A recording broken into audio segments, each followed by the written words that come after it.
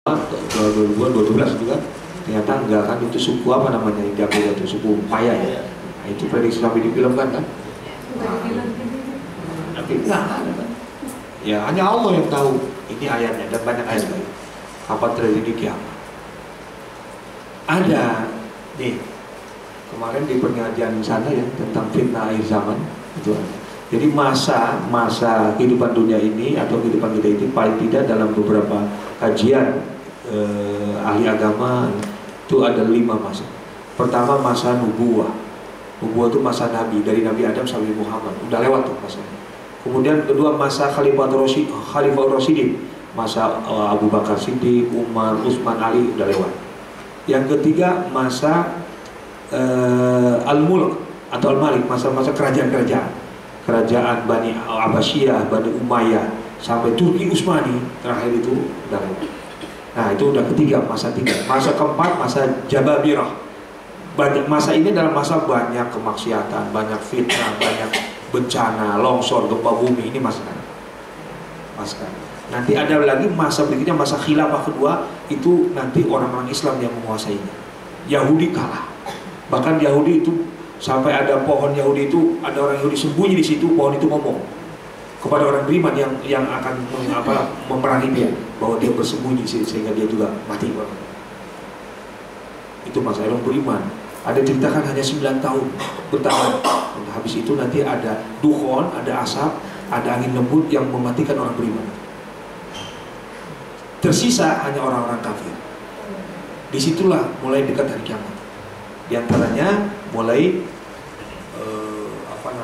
Dajjal muncul sama itu tadi, masa-masa tadi, masa keempat tadi, Jababirah tadi, ada Dajjal muncul, bukan, belum, ya, oh iya saat ini, tapi wallahu alam nanti apakah sudah muncul, tapi dalam hadis itu nanti ada satu kelompok yang dipimpin oleh seseorang, itu yang disebut dengan Dajjal, akan merusak semua tatanan hidup ini, yang mengatakan saya seorang nabi, bahkan dia mengaku Tuhan.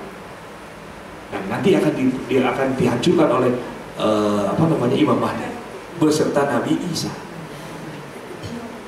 Jadi Nabi Isa akan Allah utus kembali untuk membenarkan umatnya yang keliru, yang mengatakan dia Tuhan, sekaligus membunuh Dajjal tadi. Nah setelah itulah baru umat Islam berkuasa, orang beriman. Disitulah akan ada angin yang lembut yang mematikan orang beriman. Kemudian hanya orang-orang kafir yang tersisa. Disitulah mulai tanda hari kiamat terdekat. Di antaranya matahari terbit dari barat. Ada binatang melata yang menghancurkan. Lama kemudian terjadi hari kiamat. Jadi hari kiamat terjadi, sudah tidak ada orang beriman lagi. Itu masanya baru. Wallahu alam, masih hanya Allah yang tahu. Tadi hari kiamat hanya Allah yang tahu. Bisa jadi kita sudah nggak ada. Sudah ada, mungkin anak cucu kita tuh yang wallahu alam. Ada sih postingan di Facebook atau di WA itu, masa dunia ini mengacu kepada tahun Hijriah, hanya 1500 tahun. Kita sekarang sudah 1438, ke 1500 tinggal berapa tahun lagi? 60-70 tahun lagi. Lagi-lagi itu wallahu a'lam bishawab, hanya Allah yang tahu. Itu prediksi dari orang-orang sih. Yang kedua, yang Allah yang hanya tahu tentang kapan terjadinya hujan. Mendung belum tentu hujan, cerah bisa jadi hujan. Setelah kemudian mendung. Yang ketiga, bayi-bayi yang dalam kandungan para ibu itu hanya Allah yang tahu. Kesehatan organ-organ dalamnya. Mungkin kalau jenis kelamin bisa dia, tapi bagaimana empedunya, jantungnya, parunya dan lain sebagainya hanya Allah tahu. Apa dia sehat, normal, apa enggak. Itu yang ketiga. Yang keempat, ya, apa yang terjadi besok? Nggak ada yang tahu. Apa yang akan terjadi besok, lusa, minggu depan, itu hanya Allah tahu. Yang kelima, di bumi mana manusia akan meninggal wafat, hanya Allah yang tahu. Hanya Allah yang tahu. Innallaha alimun khabir. Allah Maha mengetahui dan Maha kuasa. Nah, kita ingin mengakhiri hidup kita itu dalam keadaan baik. Janganlah kita mati dalam keadaan tidak beriman. tapi matilah dalam keadaan beriman dan muslim. Buka surat 3 ayat 102.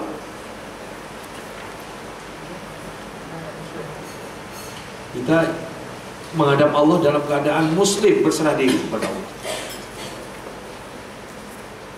Surat 3 ayat 102.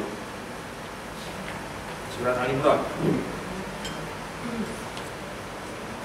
Wahai orang-orang yang beriman, bertakwalah kepada Allah sebenar-benar takwa kepadanya, dan janganlah kamu mati kecuali dalam keadaan muslim. Di sini ada 3 poin. Pertama beriman, kedua bertakwa, ketiga muslim. Wahai orang yang beriman, bertakwalah kepada Allah dengan sebenar-benarnya takwa, dan janganlah kamu mati, wala tamutunna, janganlah kamu mati, illa wa antum muslimun, kecuali dalam keadaan seorang muslim. Muslim itu lawanannya musyrik. Kalau mukmin lawanannya kafir. Banyak kata patahana, jangan saya sebut kafir. Ya dalam konteks Al-Quran dia kafir. Orang kafir itu tidak percaya kepada Allah dan tidak percaya kepada Al-Quran, tidak percaya kepada Nabi Muhammad, itu sudah kafir. Yang pokok dalam agama itu 3, terutama agama Islam. Kalau yang 3 ini dilecehkan, pasti umat Islam akan tidak terima atau dinistakan. Satu, melecehkan Tuhannya Allah. Yang kedua, melecehkan Nabinya Nabi Muhammad. Yang ketiga, melecehkan kitab sucinya Al-Quran. Pasti orang muslim tidak akan terima. Sama aja dengan mereka. Kalau Tuhan mereka dinistakan, Nabinya dinistakan atau dihinakan, kitab suci yang sama aja sebenarnya. Dan ketika orang ngomong umat mereka, pilihlah yang mereka menyangka kita pilihlah yang seagama. Mereka juga sama sebenarnya. Pilih yang seiman, sama juga posisi. Cuma yang tereksposkan kitanya. Mereka jangan terekspos. Sama aja posisinya. Nah, oleh karena itu dalam Quran, apapun perselisihan agama kita, hanya Allah yang menyelesaikan di akhirat. Manusia tidak bisa menyelesaikan. Karena itu keyakinan. Nanti di akhirat Allah yang menyelesaikan. Mana yang lurus, mana yang sesat. Sekarang gini, gampang aja. Nabi Isa Tuhan bukan? Bukan. Bunda Maria atau Siti Maryam Tuhan bukan? Bukan. Kalau mengatakan Tuhan, berarti kan salah. Atau musyrik, menyekutukan Tuhan. Jelas.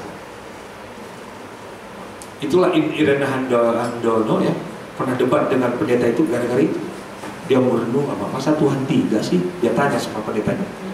Karena 3 itu kan gini, segitiga. Berarti dia nanya, berarti kalau segitiga bisa segi 4, segi 5 dong. Bingung jawabnya dia. Harusnya Tuhan hanya satu. Ya akhirnya cari di agama, ketemu surat Al-Ikhlas, Qul huwallahu ahad, Tuhan itu satu. Ini kata Ibn Hando yang dapat hidayah. Ini yang benar. Tuhan ini hanya satu. Kalau Tuhan banyak, kalau Tuhan ini ada yang menciptakan matahari, yang ini menciptakan bulan, yang ini mau menciptakan langit, bertengkar pihak Tuhan. Kenapa? Beda ininya, beda kehendaknya. Oke, ya itu kira-kira. Jadi matilah dalam keadaan muslim. Bahkan ada doanya. Kalau ingin mati dalam keadaan muslim ada doanya. Surat 7 ayat 126. Seringlah baca doa ini. Surat 7 ayat 126 itu doa supaya kita wafat dalam keadaan muslim. 126. Surat 7.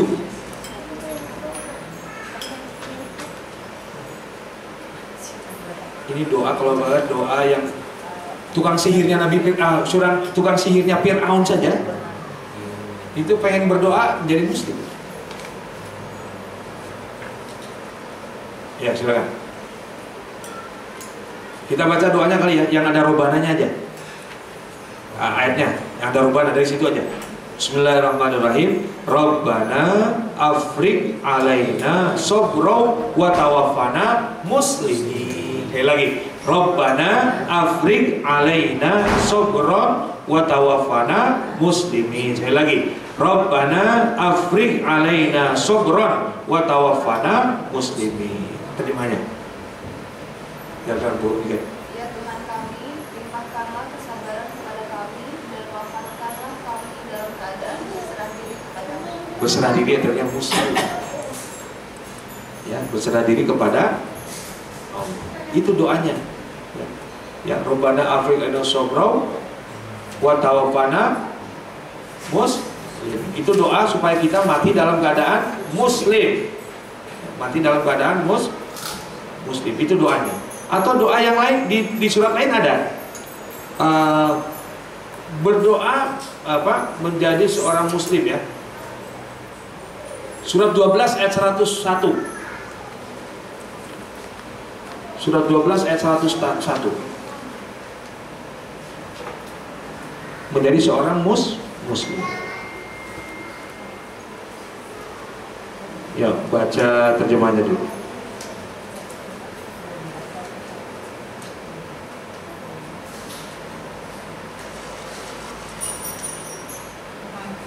Ya, silakan. Tuhanku, sesungguhnya Engkau telah menganugerahkan kepadaku sebagian kekuasaan dan telah mengajarkan kepadaku sebagian keahlian mimpi.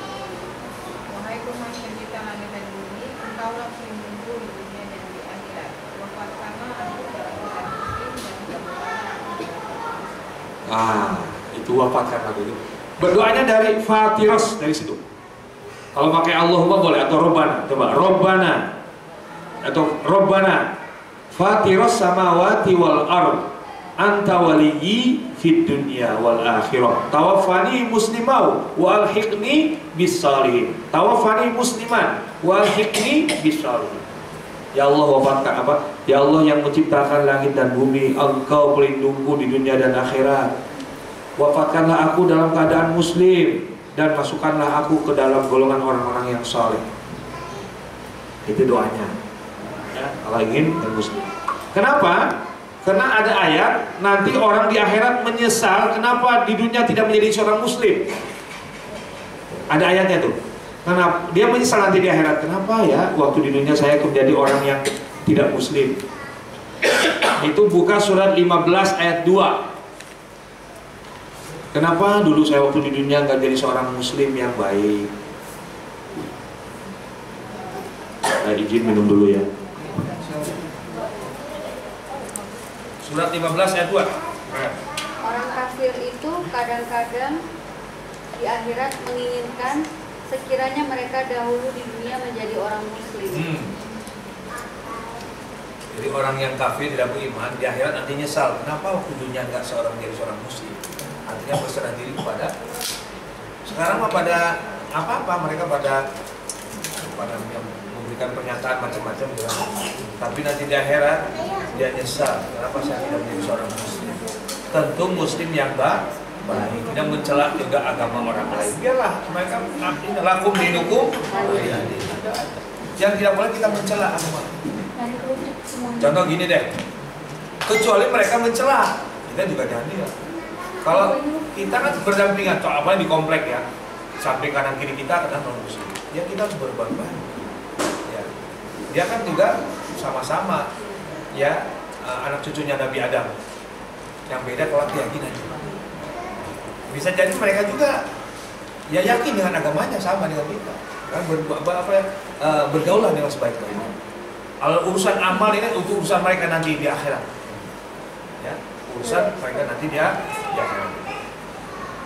Karena gini, kalau Allah berkehendak, bisa jadi mereka ujungnya dapat hidayah masuk Islam. Bisa jadi Allah kita nggak tahu. Atau bisa jadi sebaliknya, kita yang muslim ujungnya malah menjadi tidak muslim. Tahu juga bisa jadi. Apa ada jaminan kata muslim terus? Wallah alam. Ada yang tahu. Bisa jadi mungkin buat kita, anak kita, cucu kita, menantu kita dan sebagainya. Tidak yang tahu. Jadi nanti daerah banyak yang ingin menjadi muslim kembali ke dunia ini. Ya. Baik. Sekarang ciri orang yang mati dalam keadaan baik. Ya. Apa cirinya? Ya, surat 16 ayat 30. Ya, surat 16 ayat 32, maaf, ayat 32. Ingin diwafatkan oleh Allah dalam keadaan baik.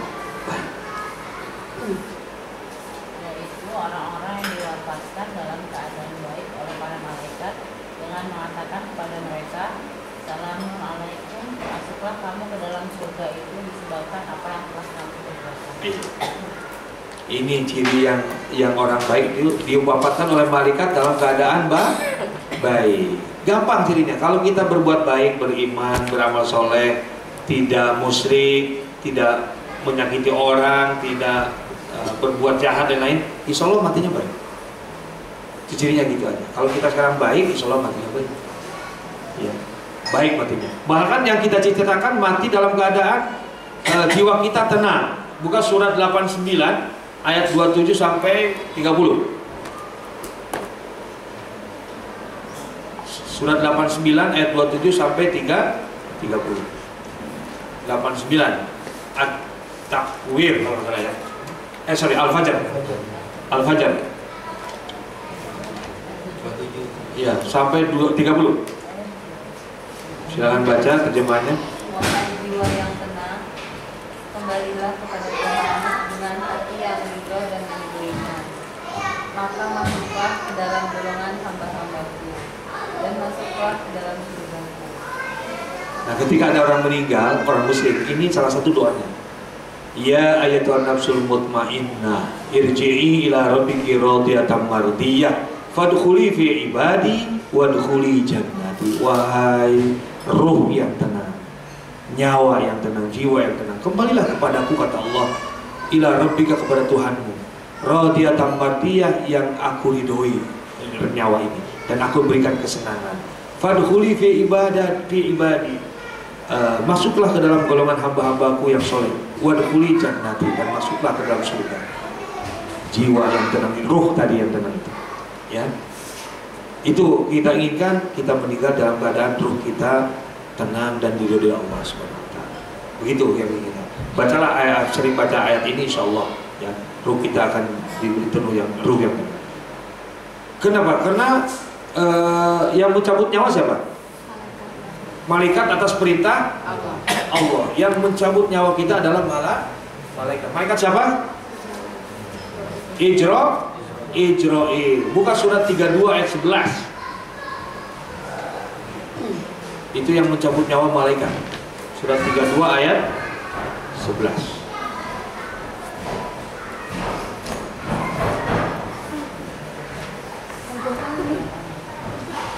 Surat 32 ayat 11. Katakanlah, malaikat maut yang diserahi untuk mencabut nyawamu akan mematikan kamu, kemudian kepada Tuhanmu kamu akan dikembalikan. Nah, jadi malaikat maut yang mematikan kita, yaitu malaikat Ijra'il, dan kita akan kembali kepada Allah. Jadi yang mencabut nyawa adalah malaikat maut gitu. Ya. Nah, ketika kita dicabut nyawa, tentu harapan kita dalam keadaan apa tadi? Beriman, atau dalam keadaan baik. Karena kita jangan mati ada nyawa yang dicabut dalam keadaan tidak beriman. Wah, ini sakit sekali, kasihan ya. Buka surat 8 ayat 50.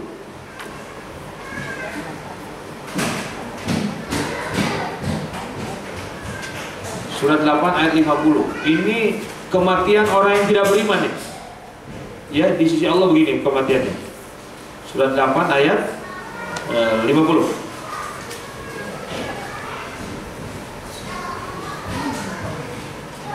Kalau kamu melihat ketika para malaikat mencabut jiwa orang-orang yang kafir, seraya memukul muka dan belakang mereka dan berkata, rasakanlah olehmu siksa neraka yang membakar, tentulah kamu akan merasa ngeri. Nah, kalau orang tidak beriman itu malaikat Ijra'il udah sebel banget yang penting itu.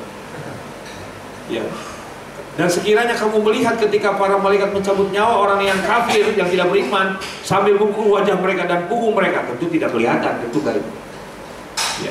Wajah yang itu bukan wajah fisiknya, tapi wajah ruhnya. Kalau musiknya mungkin nggak lihat, tapi bisa aja roh mukanya, wah itu bisa juga kelihatan. Bisa, kalau yang menghadiri sakaratul maut, bisa ya. Punggungnya juga sama, dan diucapkan oleh malaikat itu, rasakanlah olehmu siksa neraka yang akan membakar nanti. Itu kan? Itu. Ada di ayat lain juga. Itu apa? Bagaimana keadaan orang tidak beriman saat sakaratul maut? Surat 6 ayat 93.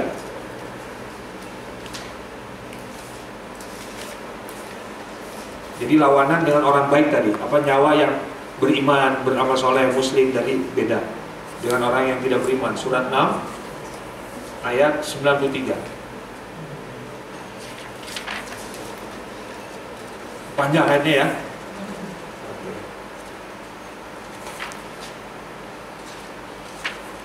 Ya, coba baca aja. Apa yang laki-laki baca panjang itu. Siapakah yang lebih zalim daripada orang-orang yang mengada-adakan dusta terhadap Allah atau yang berkata, telah diwahyukan kepadaku, padahal tidak diwahyukan sesuatu pun kepadanya. Dan orang yang berkata, aku akan menurunkan seperti apa yang diturunkan Allah. Alangkah ngerinya sekiranya engkau melihat pada waktu orang-orang zalim tersebut berada dalam kesakitan sakratul maut, sedang para malaikat memukul dengan tangannya sambil berkata, keluarkanlah nyawamu. Pada hari ini kamu akan dibalas dengan azab yang sangat menghinakan, karena kamu mengatakan terhadap Allah perkataan yang tidak benar dan karena kamu menyombongkan diri terhadap ayat-ayatnya. Wah, itu nyawanya saja dimarahin sama malaikat. Keluar nyawamu, keluarkan nyawa, keluar nyawa. Itu nyawanya nggak mau keluar, keluar dicabut. Nah, itu orang yang tidak beriman, yang hanya malaikat yang tahu tuh bagaimana proses mencabut nyawa itu. Karena nanti ada di surat, ada malaikat yang mencabut nyawa dengan keras dan malaikat yang mencabut nyawa dengan lembut. Surat 79 ayat 1 dan 2. 79. An-Nazi'at. An-Nazi'at sendiri artinya mencabut nyawa. Yang malaikat-malaikat yang mencabut. An-Nazi'at itu artinya. Baca ayat 1 dan 2 saja. Ayat sampai dulu. Demi malaikat-malaikat yang mencabut nyawa dengan keras dan malaikat-malaikat yang mencabut nyawa dengan lembut. Nah, ada keterangannya. Wan nazi'ati ghorqa, itu malaikat mencabut nyawa dengan keras kepada siapa? Kepada orang-orang yang tidak beriman kepada Allah, kepada orang yang musyrik, kepada orang kafir. Itu rasanya. Pernah lihat ini enggak? Ada duri masuk ke dalam karung dan karung itu isinya kapas. Duri masuk ke dalam karung atau pohon yang berduri lah masuk ke dalam karung yang isinya kapas. Coba ditarik, kapasnya ikut semua enggak? Sekarang ada jarum ditepung, masukin dalam ketepung, dicabut, lembut nggak? Itulah bedanya. Orang beriman dicabut seperti jarum dalam tepung, orang yang tidak beriman seperti mencabut duri di dalam kapas, dalam kapuk atau apa? Ya. Keras dan lembut, jadi mencabut. Kembali itu tergantung dari amal kita masing-masing. Begitu ya. Baik, selanjutnya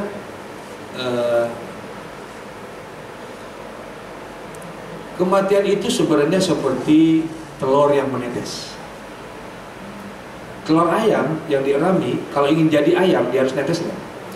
Maka telur ayam ini menetas. Jadi kematian itu jangan harus ditakuti. Seperti itu ya. Ada kehidupan lagi setelah itu. Makanya Sokrates pernah bilang begini, hidup untuk mati, mati untuk hidup. Dulu kita sebelum hidup mati juga, mati nggak ada. Buka surat 2 ayat 28. Seorang filosof namanya Sokrates, kita hidup untuk mati dan mati untuk hidup. Surat 2 ayat 28.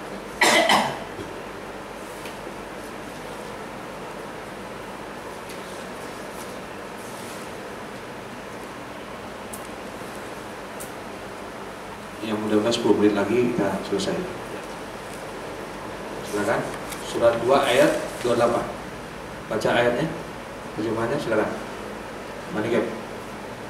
Mengapa kamu kafir kepada Allah padahal kamu tadinya mati? Lalu Allah menghidupkan kamu, kemudian kamu dimatikan dan menghidupkannya kembali. Kemudian kepadanya lah kamu dikembalikan. Ini jelas sekali. Mati 2 kali, hidup 2 kali. Jelas kan? Sebelum kita hidup nih sekarang mati dulu, artinya tidak ada. Awalnya kita tidak ada. Kita punya rencana nggak lahir ini? Dari manusia aja kita nggak rencana. Lahir dari perut ibu aja kita nggak rencana. Mungkin kalau milih-milih mungkin milihnya beda lah. Lahir dari perut Raja Salman misalnya di situ, supaya jadi pangeran, jadi putra mahkota. Kan nggak rencana. Kita ikuti kehendak Allah saja. Saya lahir aja di Bogor, di kampung dusun gitu. Kalau mau saya pengen di kota metropolitan gitu kan, ya biar dapat KTP DKI gitu misalnya. Enggak ada, ya. Kita tadi kan tidak ada. Kemudian menjadi ada hidup. Kemudian tidak ada lagi mati. Nanti hidup lagi. Ya, summa ilaihi turja'un. Itu artinya kita kembali kepada Allah. Jadi hidup 2 kali, mati 2 kali. Nih kita sudah dilalui, udah 2 nih. Tadinya mati, kemudian hidup nih sekarang. Nanti mati, hidup lagi. Jadi hidup 2 kali, mati 2 kali. Ada di ayat yang lain yang lebih jelas. Surat 40 ayat 11.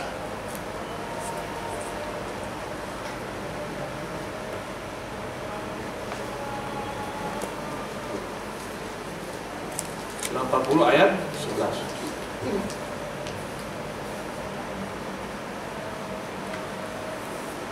Siapa yang udah ketemu? Silakan. Ini lomba-lomba ketemu aja nih.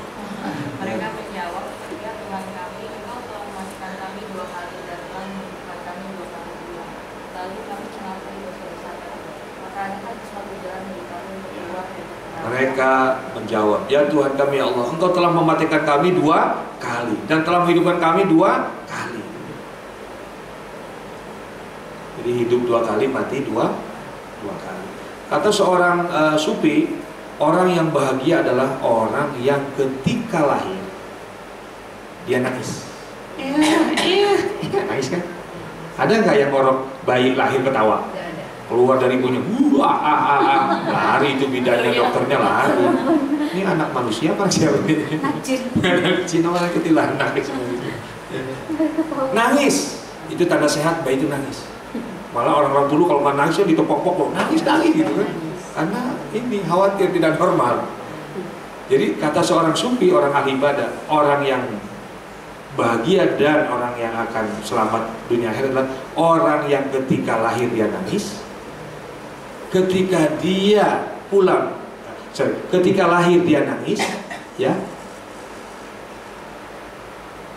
dan orang sekitarnya bahagia karena menyambut kelahirannya. Dan ketika pulang dia ketawa atau dia bahagia dan membawa iman dan amal soleh, orang sekitarnya menangis karena dia wafat. Paham gak ya? Ketika dia lahir, dia nangis di bayi ini, tapi orang sekitarnya ibunya ketawa, apa senang, gembira. Tapi ketika dia pulang ke rahmatullah, wafat, dianya senang dengan membawa iman dan amal solehnya, tapi orang sekitarnya pasti menangis kan, karena ditinggal wafat. Itu ciri orang yang akan mendapat kebahagiaan nanti di akhirat, ya, di dunia dan akhirat. Jadi kata Sokrates kembali lagi, hidup ini untuk mati dan mati untuk hidup. Mati untuk hidup. Ada sebuah hadis riwayat oleh Imam Tirmidzi, aksiru dzikrul maut, aksiru dzikrul maut. Banyaklah mengingat kematian. Fa innahu yumahhisu dzunub, karena banyak mengingat kematian itu menghapus kesalahan kita. Kalau ada yang meninggal takziah, dia perlu ikut ke kuburannya. Ada 4 kewajiban yang hidup kan? Memandikan, mengkafani, menyolatkan, menguburkan. Itu jangan. Itu. Paling tidak kita ikut takziah ketika orang meninggal, kemudian menguburkan. Itu menjadi pembelajaran kita bahwa nanti ada kematian. Kalau Bunda Dorce itu katanya ini gantungin kain kapan atau nyiapin kain kapan gitu, ya boleh-boleh aja ya, tapi kan serem juga kain kapan ini ya. Sekarang tanya-tanya, kalau haji dan umroh pakai kain apa? Ihram, warnanya apa? Putih. Itu sama dengan kain kapan. Artinya perjalanan haji dan umroh itu perjalanan menuju kematian sebenarnya, atau mengingat nanti kita akan mati. Makanya di Padang Arafah banyak yang nangis, sebenarnya intinya di situ. Bahwa kita hidup ini, kita hidup dan nanti akan kembali ke Allah. Supaya pulangnya menjadi orang baik, kira-kira gitu. Itu haji mabrur. Mabrur itu semakin pulang dari haji atau umroh, dia baik. Ya, mungkin itu saja yang harus saya sampaikan. Ya, tentang masih banyak sebenarnya yang tentang kematian. Tapi intinya bahwa kematian, kehidupan itu adalah kehendak Allah Subhanahu wa Ta'ala. Tidak perlu ditakutkan. Yang takut itu kalau kita terlalu banyak berbuat kesalahan. Tapi buat Allah, bagi Allah, asal kita bertobat, kita mohon ampun kepada Allah, memperbaiki diri, insya Allah Allah mengampuni. Allah Maha Kasih Penyayang, Maha Penerima Tobat, Maha Pengampun. Tidak ada yang gitu. Ya, semua kan diampuni Allah Subhanahu wa Ta'ala. Gitu. Tapi orang yang selalu melihat kematian, insya Allah dia menjadi orang yang baik. Yang baik. Ya, dan jangan takut dengan kematian, karena kematian itu ibaratnya kita pindah alam saja. Ya. Oke, sebelum tutup, ada 3 keadaan orang di alam barzakh. Kan sekarang pertanyaan tuh, sekarang yang sudah mati ngapain tuh? Di alam barzakh, belum alam akhirat, belum. Alam akhirat dibuka kalau sudah terjadi kiamat. Jadi pintu akhirat akan dibuka setelah kiamat. Kalau belum sampai sekarang masih di alam barzakh yang meninggal. Dari sejak Nabi Adam sampai yang mungkin tadi meninggal, alam kubur disebut dengan alam barzakh. Barzakh itu artinya pemisah antara akhirat dan dunia. Apa yang dialami manusia dalam barzakh itu ada 3. Pertama, ditidurkan Allah. Tidur sekarang. Jika hari kiamat terjadi, itu dibangunkan baru kaget mereka. Itu termasuk yang baik, tidur aja. Tidur. Ya, buka surat Yasin. Surat Yasin surat 36 ya. Itu keadaannya ada 3 ya.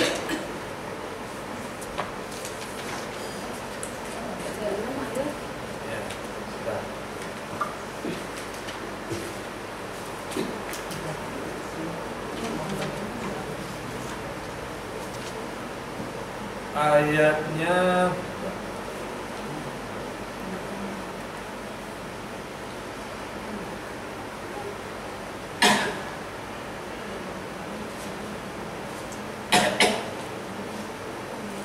oke. Ayat 51-52.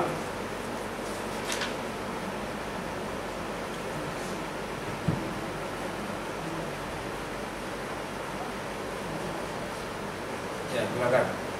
Terjemahnya aja. Bismillahirrahmanirrahim. Lalu bikinlah sangkakala. Maka seketika itu mereka keluar dari kuburnya dalam keadaan hidup menuju kepada Tuhan. Ayat 51-52. 52-nya? 52-nya mereka berkata, celakalah kami. Siapakah yang membangkitkan kami dari tempat tidur kami? Inilah yang dijanjikan Allah yang Maha Pengasih dan benarlah Rasul-Rasul. Ya, ditidurkan Allah. Keadaan mereka nanti tidur nih, dibangkitkan atau dibangunkan ketika terjadi hari kiamat. Kehidupan nanti. Jadi mereka tidur sekarang. Itu termasuk yang baik keadaannya karena ditidurkan. Dia ngomong celaka itu kaget aja dia, celaka itu. Karena khawatir dia masuk neraka dan lain-lain. Itu pertama, ditidurkan Allah. Yang kedua, mendapat nikmat, kenikmatan di alam barzakh. Mendapat kesenangan dari sebagian kesenangan surga. Surat 3 ayat 169 dan 169 170.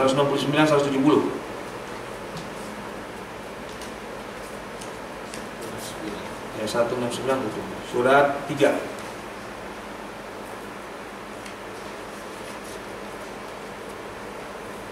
Dan jangan sekali-kali kamu mengira bahwa orang-orang yang gugur di jalan Allah itu mati.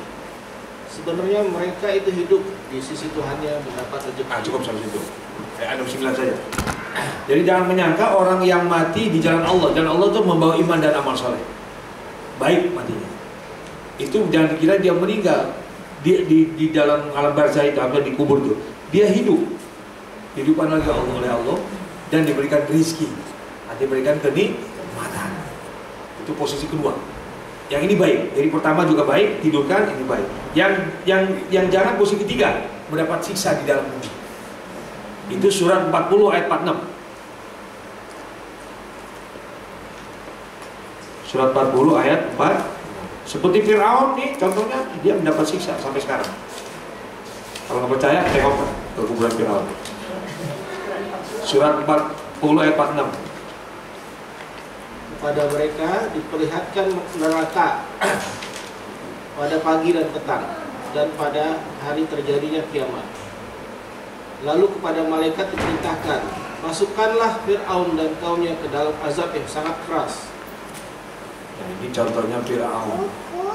Di kuburnya Fir'aun itu walaupun di bumi, sebenarnya kan ruhnya di mana? Nah, yang di sini Allah ruhnya. Dihidupkan Allah dan ruhnya. Kalau besi kita kan jadi dimakan rayap atau di bumi. Yang hidup itu ruhnya, nyawanya tadi. Kalau pesawat itu black box-nya kira-kira itu. Black box-nya pesawat itu. Nah itu, jadi Fir'aun itu setiap pagi dan petang itu dapat teror atau siksaan, dapat jamuan siksaan di alam barzahnya, alam kuburnya tadi. Ya, nanti hari kiamat akan semakin ini. Urkhulu ala Fir'aun ya, asyadal azab. Kau Fir'aun dan keluarganya akan dapat siksa yang pedih. Ya, karena dia mengganggu Tuhan dan menyiksa orang-orang manusia. Nah itu 3 posisi, 2 posisi baik, 1 posisi yang jelek. Ditidurkan atau mendapat nikmat di alam barzah, yang jangan adalah mendapat siksa dari sebagian siksa. Ya, naudzubillah, ini ya mudah-mudahan insya Allah di sini mah yang 2 posisi ya. Ya, tidurkan ya dan dapat nikmat. Amin ya rabbal. Baik, tidak ada gading yang terletak. Ya, kebenaran hanya dari Allah SWT, kesalahan hanya dari saya pribadi. Terima kasih atas atensinya, terima kasih atas kehadirannya. Insya Allah ini bagian dari menghapus kesalahan kita dan menambah amal kita. Kata Imam Ghazali, ingin diampuni dosa, belajar Quran. Belajari Quran, ingin diampuni dosa. Amin ya rabbal alamin. Ikan sepat, ikan gabus ya, lebih cepat lebih bagus. Cuci tangan sampai bersih. Cukup sekian dan terima kasih. Wassalamualaikum warahmatullahi wabarakatuh. Ya, kita akhiri dengan baca hamdalah. Alhamdulillah. Saya nggak tahu nih apa dibuka pertanyaan atau langsung istirahat atau sholat. Yang bertanya coba.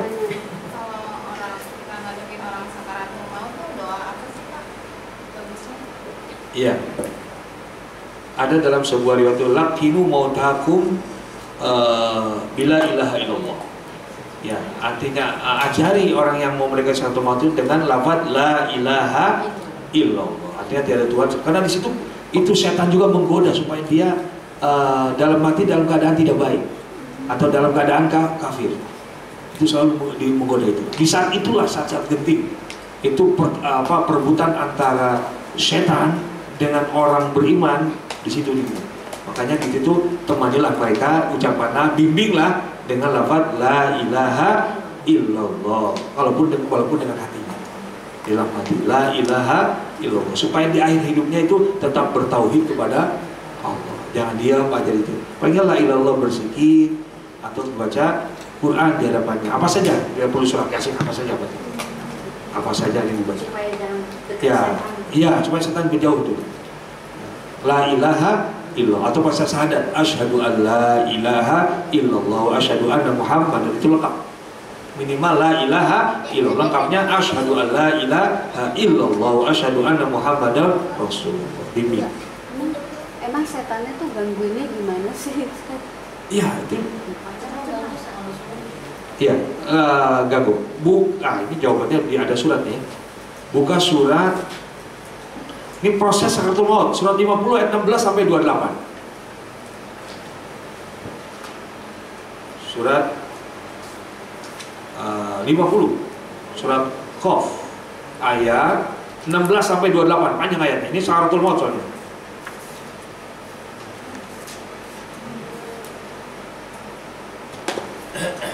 Ayat 16.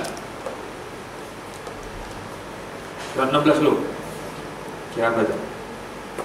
Dan sesungguhnya kami telah ciptakan manusia dan mengetahui apa yang dibisikkan oleh hatinya, dan kami lebih dekat kepadanya daripada ulat dan Nah, ketika masuk maut itu, malaikat kami di sini ada mengatakan Allah, ada mengatakan malaikat Ijroil. Itu sudah dekat dengan nyawa itu, lebih dekat dari lehernya. Di ayat berikutnya, ayat 17. yaitu ketika 2 orang malaikat mencatat amal perbuatannya. Seorang duduk di sebelah kanan dan yang lain duduk di sebelah kiri. Itu Raqib dan Atid. Ya. Kemudian ayat 18. Tiada suatu ucapan pun yang diucapkannya melainkan ada di dekatnya malaikat pengawas yang selalu hadir. Nah, baik ucapan yang kita sebelum salat atau sakratul maut itu harus yang baik supaya malaikat yang mencatatnya baik. Di antaranya la ilaha illallah atau asyhadat tadi. Berikutnya ayat 19. Dan datanglah sakaratul maut Lari kita dari kematian. Tidak mungkin lari karena sudah ajal sudah mendekat. Bagaimana prosesnya? Ayat 20. Dan ditiupkanlah sangkakala, itulah hari terlaksananya ancaman. Nah, ini kalau hari kiamat. Ini kan sangkakala itu artinya ajalnya sudah tiba. Ya, terus ayat 21. Dan datanglah tiap-tiap diri bersama dengan dia seorang malaikat pengiring dan seorang malaikat Jadi penyaksi. nanti ketika ajal tiba itu ada pengerikan, dua malaikat, satu pengiring, satu lagi malaikat saksi. Selalu mengiringi gitu. Itu apa jenazah itu? Ya, atau ini apa namanya mayat apa sebelum mayat gitu ya. Satu mau. Terus selanjutnya 3, 2, 3. Ya. Dua dulu. Ya. Sungguh kamu, Terus ibu boleh? sungguh kamu dahulu lalai tentang peristiwa ini. Maka kami singkapkan tutup yang menutupi matamu, sehingga penglihatanmu pada hari ini sangat tajam. Pernah nggak lihat orang sekatil maut itu? Yang ada orang yang putih itu bisa jadi mayat. Disingkapkan oleh Allah dia. Kegaiban, dunia gaib. Sehingga kita nggak ada, buat dia ada. Buat dia ada. Kadang-kadang ngomongnya Agak ngaco-ngaco ya. kerabat yang udah Agak diributkan gitu. Itu bisa jadi dinampakkan gitu. Jadi dia disebut tajam sekali. Waktu itu penglihatanmu pada penglihatan orang satu maut sangat tajam, jelas. Siapa yang ada sekitarnya kita nggak lihat siapa itu. Tapi yang gaib-gaib itu dapat termasuk Israel akan mencabut nyawa. Lanjutnya ayat 20 berapa? 23. Bu. Dan malaikat yang menyertainya berkata, inilah catatan perbuatan yang ada. Nah, ketika sebelum maut ini selain disingkapkan penglihatan kita tajam, juga amal itu sudah mulai tampakkan amal kita. Oh, itu amal itu udah mulai perbuatan. Catatan amalnya sudah mulai ditampakkan. Terus ayat 24 ya. Ya, silakan. Allah berfirman, lemparkanlah olehmu berdua ke dalam neraka jahanam semua orang yang sangat ingkar dan keras kepala. Nah, bagi orang yang kafir itu Allah sudah mengatakan lemparkan ini. Udah tahulah itu pasti rumahnya ke sana. Tahu. Terus ayat 25. Yang sangat enggan melakukan kebajikan, melampaui batas dan bersikap Nah, ragu. kenapa tadi lemparkan oleh Allah? Karena dia sangat enggan melakukan kebaikan, melampaui batas, tidak mau beriman kepada Allah, yang hidupnya semaunya saja, dan bersifat ragu-ragu, tidak percaya kepada Allah, tidak percaya pada hari kiamat, tidak percaya kepada surga dan neraka dan lain-lain. Terus ayat 26 ya. Yang mempersekutukan Allah dengan Tuhan lain, maka lemparkanlah dia ke dalam azab yang keras. Tambah lagi musyrik dia. Terus ayat 27. Setan yang menyertainya berkata pula, ya Tuhan kami, aku tidak menyesatkannya, tetapi dia sendiri yang berada dalam kesesatan yang jauh. Ada kata-kata setan yang menyertainya. Berarti itu ada malaikat dan setan saling memperebutkan ininya. Jangan sampai ini orang ini masuk, kata setan, kata malaikat, aduh harus selamatkan orang ini. Kata setan, aduh ini. Walaupun setan ngomong, yang menyesatkan bukan saya, dia sendiri. Setan selalu cuci tangan dia. Nggak mau ini disalahkan. Jadi dalam proses sekatul maut itu ada dua malaikat, ada malaikat, ada setan situ. Dia disebut dengan qarin di sini adalah yang menyertai itu ada malaikat, ada setan, dan ada keluarganya tentu yang itu. Yang gaib yang kelihatan kan itu setan sama malaikat itu. Makanya keluarganya kita bimbing dengan asyhadu alla ilaha illallah, itu yang diridhoi oleh malaikat, yang disenangi oleh malaikat. Yang sampai ini setan juga sama membujuk juga. Ini ayatnya. Jadi sama-sama pertempuran yang di akhir penghujung hidup kita itu yang dasar itu. Siapa yang menang nanti? Makanya harus dibimbing dengan lafaz la ilaha illallah. Ayat berikutnya. Ayat 28 terakhir berarti ya. Ya. Ya, silakan. Allah berfirman, janganlah kamu bertengkar di hadapanku, padahal sesungguhnya aku dahulu telah memberikan ancaman kepadamu. Nah, ketika pergulatan malaikat dan di setan itu kata Allah, jangan bertengkar. Jangan saling berebut ya. Janganlah kamu bertengkar di hadapanku, dan sungguh dahulu aku telah memberikan ancaman padamu. Artinya Allah sudah ingatkan, ada yang berbuat baik, ada kebaikan, ada keburukan. Gitu. Nah, itu. Maksudnya kepada orangnya atau kepada setan? Janganlah kamu bertengkar di hadapanku. Ya kedua-duanya. Ya malaikat juga kan menarik kita. Setan juga kan akan membujuk dia. Jadi ke malaikat sama ke setannya. Ya, biar aku ini. Jadi Allah yang memutuskan oleh itu. Dan itu sebuah tadi lumayan ini pertempurannya ya. Dan seterusnya ya, bisa dibaca terusnya itu. Tapi intinya proses qatlul maut tadi dari ayat 16 sampai 28. Nah, disitulah kita sebagai keluarganya membimbing. Insya Allah malaikat juga ada di sana mengindahkan kelihatan. Tapi tadi disingkapkan, bagi si mayit itu disingkapkan. Ada situ malaikat, ada setan juga bujuk. Makanya kan dalam gambar itu ada yang biasa putih, ada yang hitam biasanya kan.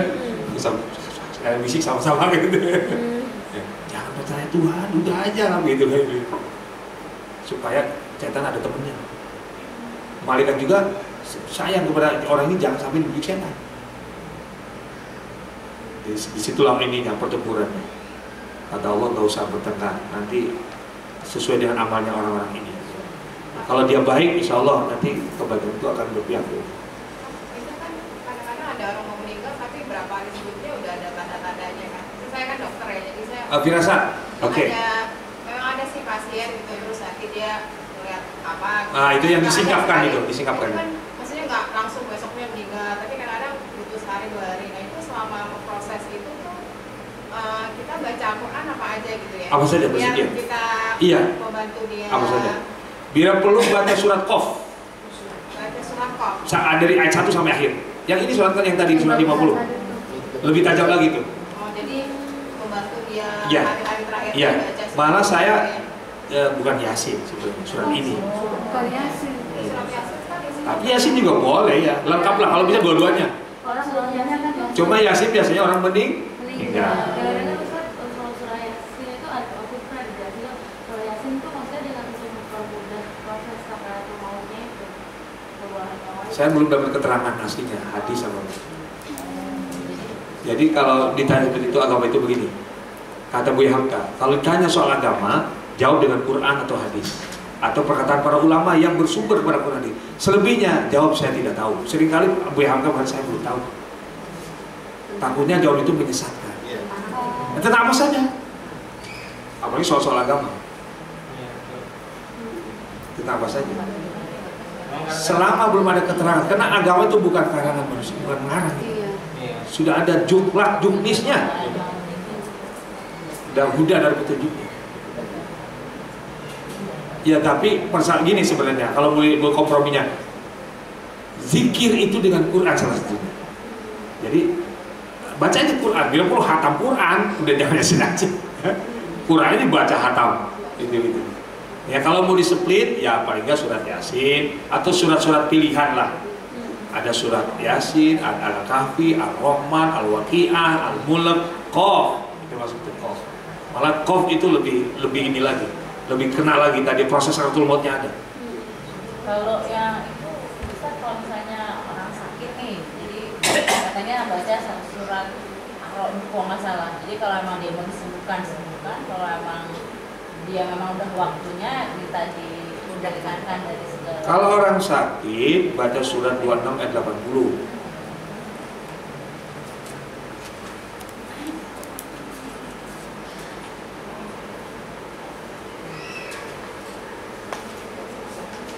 Ini para dokter juga boleh nih.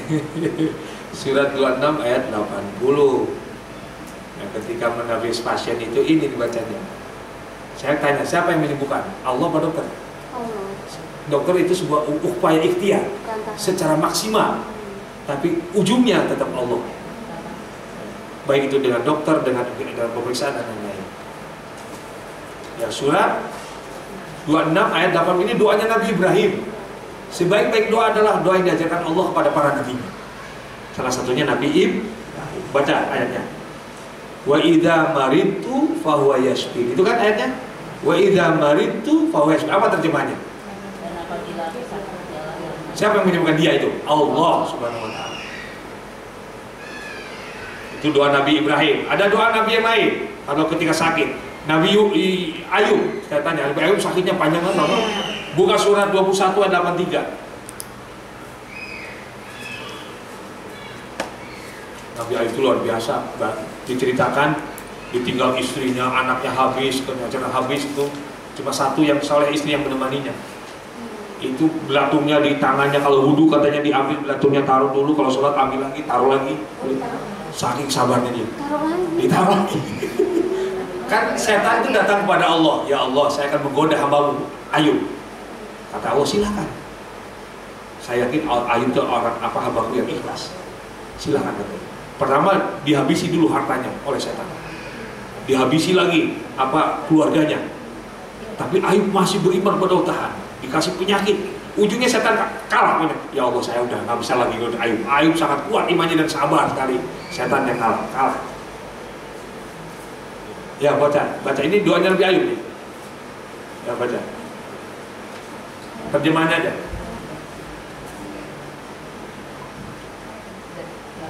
Dan ingatlah kisah Ayub ketika dia berdoa kepada Tuhan. Ya Tuhan, sungguh aku telah ditimpa penyakit.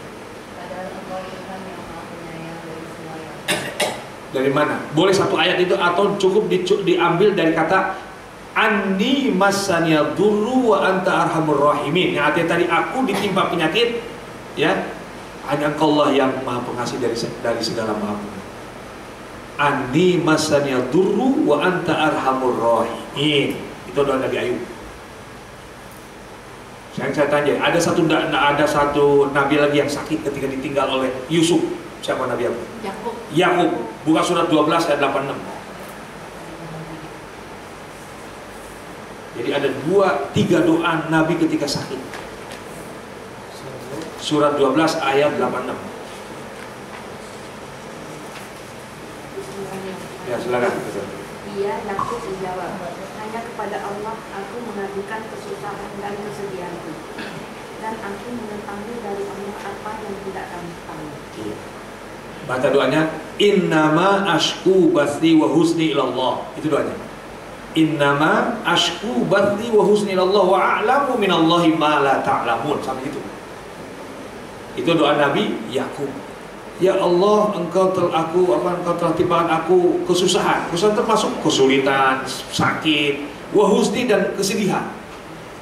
Ilallah, kepada Allah. Jadi adukanlah semua kesakitan dan kesusahan kita kepada Allah. Ashku itu mengadu. Dan Allah Maha mengetahui apapun manusia tidak ada yang tahu. Bagaimana cara menyembuhkan Allah. Jadi 2-3 doa. Pertama doa Nabi Ibrahim, kedua Nabi Ayub, ketiga Nabi Yakub. Surat 26 ayat 80, surat 21 ayat 83, dan surat 12 ayat 86. Yang menarik, ayatnya semua dalam posisi 80. Benar nggak? Ada 80, ada 83, 86. Itu satu kemujizatan Quran. Yang menarik. Yang menarik lagi, suratnya pasti ada angka 2. Kalau nggak 28, 26, 12, 21, pasti angka 2-nya. Jadi suratnya ada angka 2, ayatnya ada angka 8.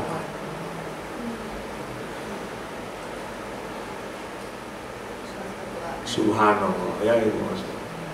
Itu, jadi doa saya. Baik, cukup kali ya? Ada lagi? Yang tayangan? Ada? Ya, itu menarik tuh dokter ya. Memang isyarat tadi itu bisa jadi beberapa hari sebelum wafat. Itu memang ada isyarat, dia tanda-tanda. Semakin banyak kita maniskan ke maut, banyak pengalamannya.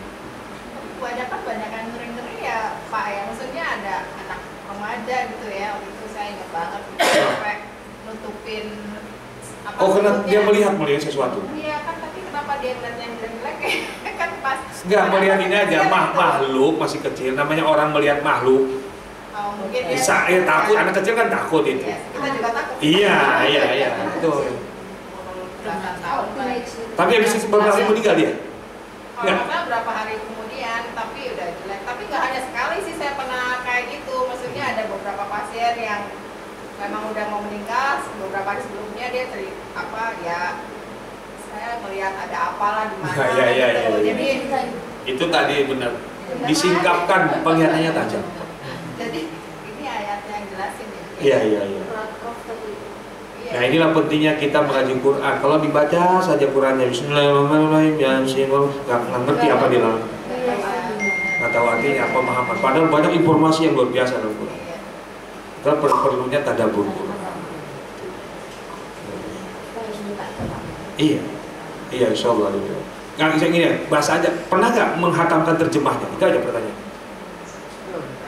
Tapi menghatamkan Arabnya mungkin pernah kita. Tapi terjemahnya pernah nggak? Penting itu. Ramadan ke depan harus menghatamkan terjemahnya minimal 10 juz misalnya, atau 4 juz.